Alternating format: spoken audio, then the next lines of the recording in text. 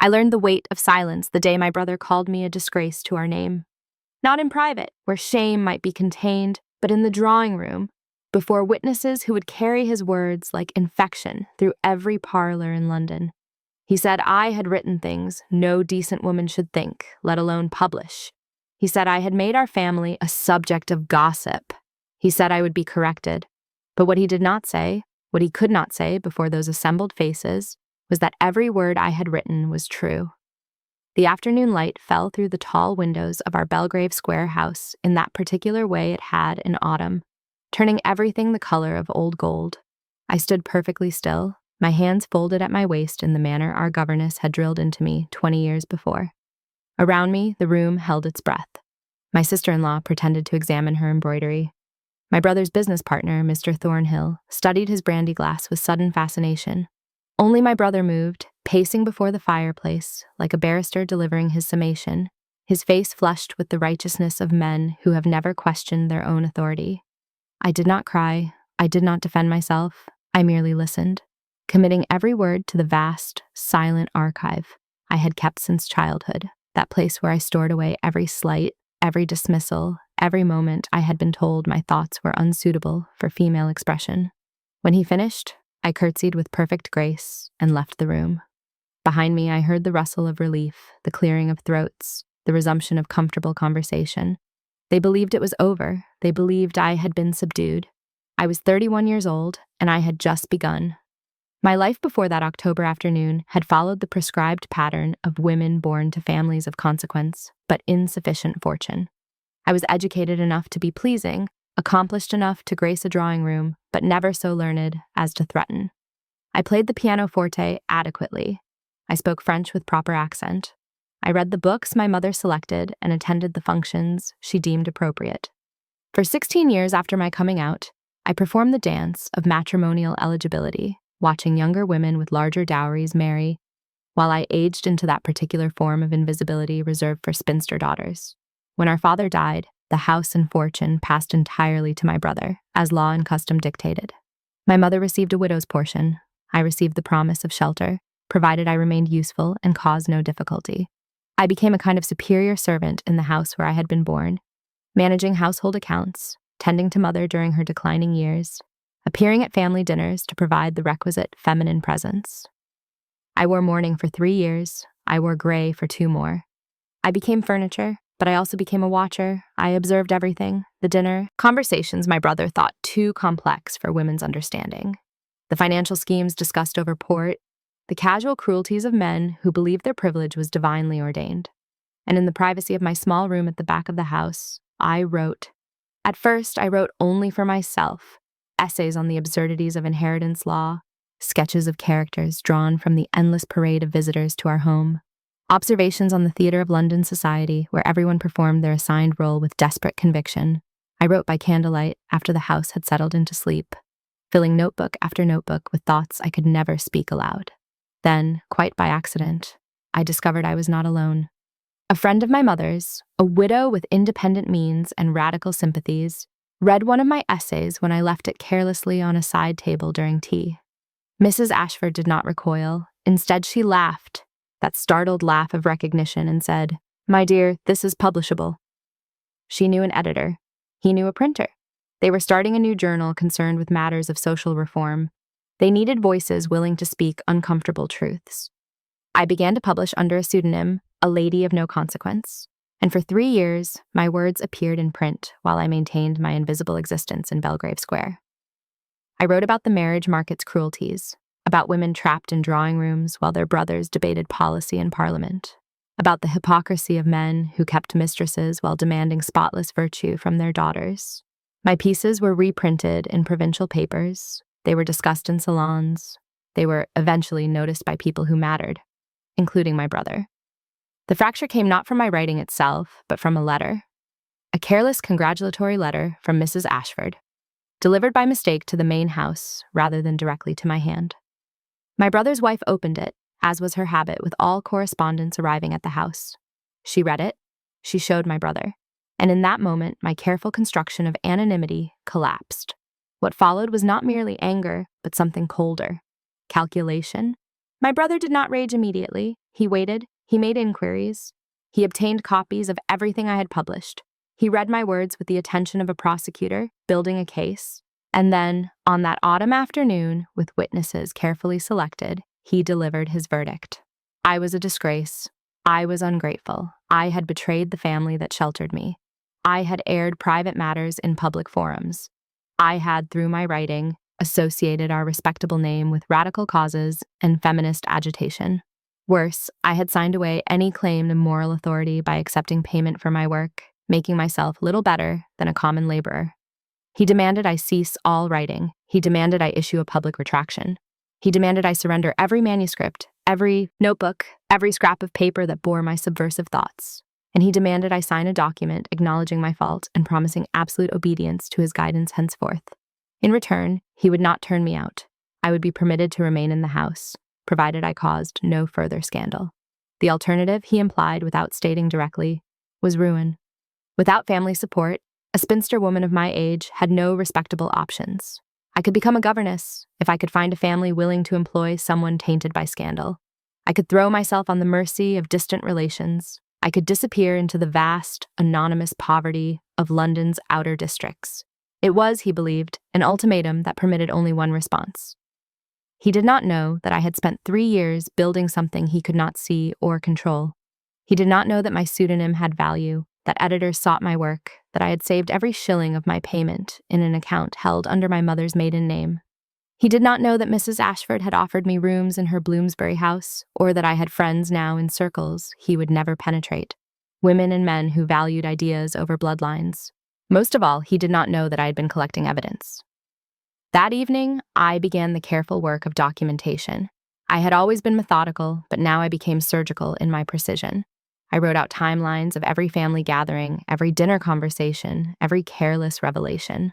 I transcribed from memory the business schemes my brother had discussed with Mr. Thornhill, schemes that skirted the edges of legality. I documented his treatment of his wife, the casual dismissiveness that had driven her to melancholy and laudanum. I recorded his political associations with men whose public virtue masked private vice. I was not seeking scandal for scandal's sake. I was establishing truth. Every fact I wrote, I could verify. Every claim I made, I could support with documentation or witness testimony. I was doing precisely what he accused me of, but now I was doing it with full intention. The design took 3 months to complete. During that time, I played the role of chastened sister to perfection. I apologized with downcast eyes. I surrendered 3 notebooks filled with old drafts and inconsequential sketches, keeping my true work hidden in Mrs. Ashford's house. I attended family dinners and said little. I appeared, to all observers, subdued, but I was writing. Every day, in those borrowed rooms in Bloomsbury, I wrote. Not essays now, but something more devastating. A novel. A work of fiction so transparently drawn from reality that anyone in our social circle would recognize every character, every incident, every hypocrisy laid bare. I wrote of a family much like ours, led by a patriarch who preached virtue while exploiting those dependent on his charity. I wrote of a sister silenced and diminished until she found her voice and used it to devastating effect. I called it The Silent House. And I did not publish it anonymously. My real name appeared on the title page, Miss Catherine Hartley. The manuscript went to 3 publishers in January. By February, I had an offer that included an advance large enough to secure my independence. By March, the first printing sold out within a week. By April, The Silent House was being discussed in every drawing room, club, and literary salon in London. The unveiling happened at a publisher's reception in a grand room near Piccadilly. I had been invited as the celebrated author. My brother had been invited as a patron of the arts, a respectable gentleman who supported literary endeavors. Neither of us knew the other would be present until we arrived. I saw him across the room, his face draining of color as he recognized me, as he understood what had happened. Around us, London's literary establishment mingled with champagne glasses and canapes, discussing the sensation of the season. I watched him make the calculation, wondering if he could leave quietly, if he could pretend illness, if he could somehow escape what was coming. But he was trapped by his own pride. To leave would be to show weakness, to stay was to endure. A prominent critic, Lord Ashworth, approached me with my brother in tow, not understanding the connection. "Miss Hartley," he said warmly, "you must meet Mr. Edward Hartley. A coincidence of surnames, perhaps?" though I understand your novel is set in a family much like the finest of London society." I met my brother's eyes and smiled with perfect courtesy. "Not a coincidence, Lord Ashworth. Mr. Hartley is my brother. He features rather prominently in my novel, though of course all fiction is interpretation, not documentation." The moment stretched between us. Around us, conversation had begun to quiet, people sensing something delicious about to unfold. My brother's face was stone, but his hands trembled slightly at his sides. "Indeed," Lord Ashworth said, his interest sharpening. "How fascinating. And what does your brother think of his literary immortalization?" "I think," my brother said, his voice tight and controlled, "that my sister has a vivid imagination." "Oh, I don't know," said another voice. Mrs. Ashford had materialized at my elbow, her eyes bright with mischief. "The business dealings described in Chapter 12 seemed remarkably specific. The committee at the railway company was quite interested in certain details." I had not known she would say that. I had not known she had connections to the railway committee. But I knew my brother had been involved in a scheme to redirect contracts to a company in which he held hidden shares, a scheme that would cost the railway investors substantial sums while enriching a select few. It was legal, perhaps, but morally bankrupt. And now, thanks to my detailed fictional account, it was public knowledge. My brother's face went from white to crimson. "You had no right," he whispered, his composure finally cracking. "Those were private family matters." "As was my writing," I said quietly. "As was my livelihood. As was my right to my own thoughts. Yet you believed you had every right to control all of those things. I simply used the tools available to me as you used yours." "You have ruined me." "No," I corrected. "I have revealed you. There is a difference." The room was utterly silent now. Every person present understood they were witnessing something unprecedented, a woman publicly defying her brother's authority, naming his transgressions without apology or fear. In that era, in that society, such defiance was nearly unthinkable. And yet, I saw on many faces not shock, but satisfaction. How many people in that room had endured similar treatment? How many women had been silenced by men who claimed authority by virtue of gender alone? How many had witnessed hypocrisy and been forced to pretend blindness? My brother left the reception within minutes. He left London within days. The scandal consumed him. His business partner, Mr. Thornhill, severed their association publicly, claiming he had known nothing of the questionable dealings. His wife returned to her family's estate, citing health concerns. Invitations stopped arriving. Doors that had always opened for the Hartley name began to close. I cannot say I took pleasure in his ruin, but I will not pretend I regretted it. He had believed he could control me through fear and social pressure. He had believed that silence could be enforced through threat of abandonment. He had been wrong. The aftermath unfolded across that spring and summer like a slow-motion, theatrical production. My brother's financial schemes were investigated, though ultimately no criminal charges were filed. His reputation, however, never recovered. The family home in Belgrave Square was sold to settle debts. His wife obtained a formal separation, unusual but not impossible given the circumstances. He retreated to a modest property in Dorset, where he lived in relative isolation for the remainder of his days. I never saw him again after that night at the publisher's reception. I sometimes wondered if he understood what he had done to create his own downfall, if he recognized that his attempt to silence me had been the very thing that ensured I would speak. If he grasped that power based solely on convention and intimidation was no power at all when confronted by someone willing to endure the consequences of defiance. But I suspect he never did understand. Men like my brother rarely do. My own transformation was quieter, but no less complete. I took rooms permanently in Mrs. Ashford's house in Bloomsbury, in a neighborhood where writers and artists and reformers gathered to debate ideas late into the night. I published 2 more novels, both successful, both drawing on the rich material of Victorian hypocrisy. I began to receive invitations to lecture at women's groups, to contribute to journals of social reform, to participate in the slowly growing movement for women's suffrage and legal equality. I made new friends, women like myself who had refused to accept the limitations society prescribed. We formed what we called the Thursday Evening Society, meeting weekly to read our work aloud, to discuss philosophy and politics, to support one another in our various pursuits. In that circle, I found the community I had lacked in my family home, the recognition that my thoughts had value, that my voice mattered. I never married. I never wished to. The independence I had claimed was too precious to surrender, and I had seen too many women diminished by matrimony to romanticize the institution. Instead, I built a life centered around my work, my friendships, and my gradually expanding freedoms. There were costs, of course. Distant relatives cut connection with me. My brother's children, when they were old enough to understand, were told I was a troublemaker best forgotten. I was never invited to certain social gatherings, never accepted by the most traditional circles. There were nights when the weight of isolation pressed down, when I wondered if the price of defiance was worth paying. But then I would receive a letter from a reader, a woman who had found courage in my words to leave an unbearable situation or to pursue an education against her family's wishes. Or I would sit at my desk, in the morning light, watching the words flow onto the page, knowing they were mine, truly mine, answerable to no authority but my own conscience and craft.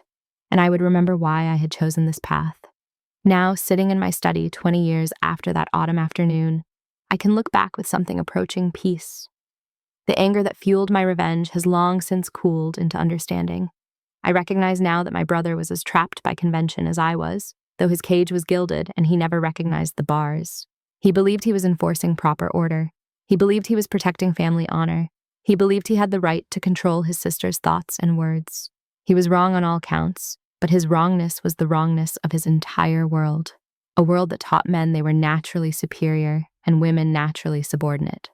Changing such a world requires more than one act of revenge, more than one woman's defiance. It requires generations of women refusing to be silent, claiming their right to speak and write and think freely. I was simply one voice in that chorus, though mine rang out at a particular pitch that carried further than most. My brother's downfall became cautionary tale, whispered in clubs and drawing rooms as an example of what could happen when traditional authority was challenged. Some saw it as tragedy, others saw it as comedy, a few saw it as what it truly was, justice of a sort, imperfect but necessary. The morning light falls across my desk, now much as it fell through the windows of the Belgrave Square drawing room all those years ago, turning everything the color of old gold. But this light falls on my own space, purchased with my own earnings, filled with my own books and papers and memories. The silence in this room is not the silence of repression, but the silence of concentration, of work being done, of a mind engaged with ideas that matter. I think sometimes of that girl I was before the fracture, the invisible daughter performing her assigned role with quiet desperation. I think of all the thoughts she kept locked away, all the observations she never spoke, all the anger she transformed into polite compliance. I wish I could tell her that all of it mattered, that none of that silence was wasted, that every suppressed word became fuel for the fire that eventually burned through her constraints. But she would not have believed me. She was still afraid. She still believed that safety lay in obedience, that survival required surrender. It took betrayal to show her otherwise, to reveal that there was no safety in silence, only a slower form of erasure. My brother gave me an unexpected gift that autumn day. He showed me that I had a choice. I could accept his verdict and live as a dependent, grateful for whatever scraps of dignity he chose to allow. Or I could claim my own authority, accept the consequences, and discover what lay beyond the boundaries he had tried to enforce. I chose revelation over obedience. I chose risk over safety. I chose my own voice over his permission. And in the end, my words did not just ruin his name in London. They freed my own. The shame he tried to impose became the foundation of my liberation. The disgrace, he declared, became my declaration of independence. The scandal he feared became the story that mattered, not because it destroyed him, but because it revealed a truth larger than either of our lives. That authority must be earned through justice and wisdom, not simply claimed through accident of birth and gender. I am an old woman now, my hair silver, my hands marked by years of holding pens. My brother is long dead, his name largely forgotten except as a footnote in discussions of my work. His children never reconciled with me, which I accept without bitterness. We live in different worlds now, they in the fading light of traditional privilege, I in the growing dawn of something new and still being named. When I am gone, my work will remain. My novels are taught in some progressive schools. My essays are cited in arguments for women's rights. My name is known not as the sister who shamed her family, but as the writer who refused to be silenced. That transformation, from disgrace to dignity, from shame to strength, is the true revenge. Not the ruin of one man, but the creation of something that could not be ruined, a voice that could not be silenced, a truth that could not be suppressed. They said I had shamed the family. In the end, I simply told the truth. and the truth revealed, where the real shame lay all along.